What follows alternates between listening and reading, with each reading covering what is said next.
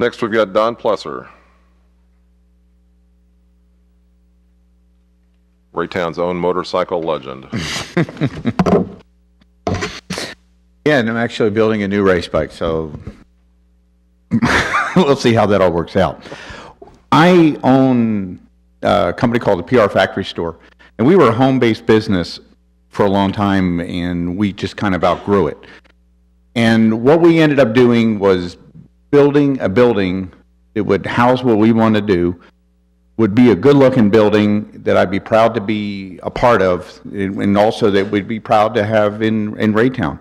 At one time, Raytown used my building as an example of what to do for the future for Raytown. However, we got some problems in my little neck of the woods.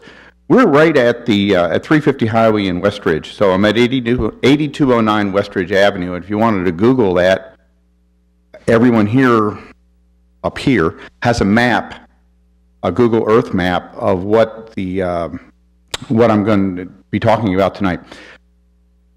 John Benson, the senior planner here in Raytown, while he was in charge of things, enabled Walmart to bring in about, conservatively guessing here, 1,000 truckloads of dirt.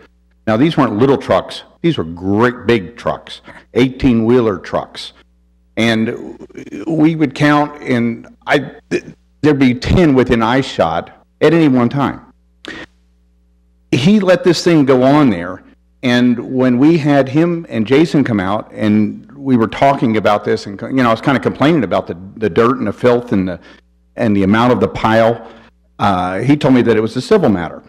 Well, if you look at that Google Earth map, you'll see that and I actually measured it with the tools that are on Google Earth. I didn't do it's as scientific as I could do. The pile is approximately 40 times bigger than my building. It's over 10 times bigger than my lot. 1,000 truckloads of dirt is a lot of dirt. If you notice in the foreground there, Rick's Automotive, which is across the street from me, his truck is parked there illegally. And for perspective, you could put a Lincoln Town Car in the back of that truck. It's a tow truck that you drive things back up on. And part of my problem with this whole thing is when I built this building, what I was hoping for was eventually, if I could sell this thing and sell the business and, it would be some kind of a retirement for me. Being a small business, we don't have 401ks and lots of money stuck away. I've got a building. Well, we've got a building now that's got a dirt pile that's absolutely huge. When that thing was put there, there was no provisions for any kind of erosion. When we built our building, we had to have the ground covered with straw because of erosion. Well, look at my grass compared to that hill. It's not even in the ballpark. Right now, with Rick's across the street from me, there's carcasses of junk cars. This is what the people leaving Raytown see every day when they drive up there. Don't believe me? Just drive up there and look. There's carcasses of empty cars with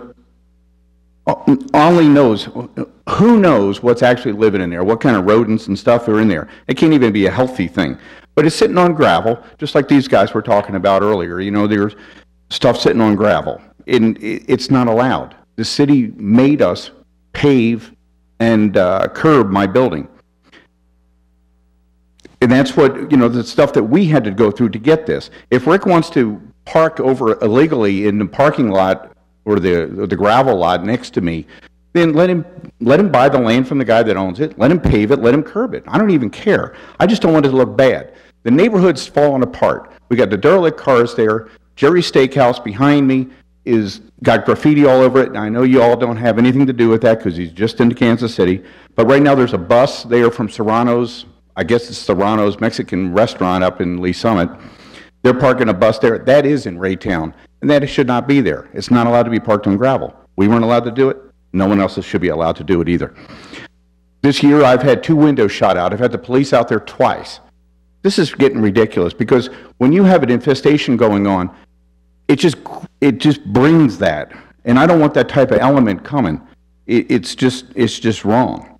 When we were building this building, I had to widen the road, move a fire hydrant, and curb it. John Benson had us stuck to the sides of it, and I told him at that time, I said, you know, if I stood up on the roof of my building, I couldn't see anything good. Well, it turns out that Bordner's is pretty good now. They've done a really, really good job over there. Except for them, I had no idea what the disaster was coming. I didn't know the disaster was going to actually block my horizon. I've had multiple times that we've had to try to get the weeds off of this hill moved and gotten rid of. Worked with Beth Lynn, nothing. And the weeds right now are over 6 feet tall. And if it wasn't for the mayor and Mr. Mock, we'd be still fussing with weeds from the first time.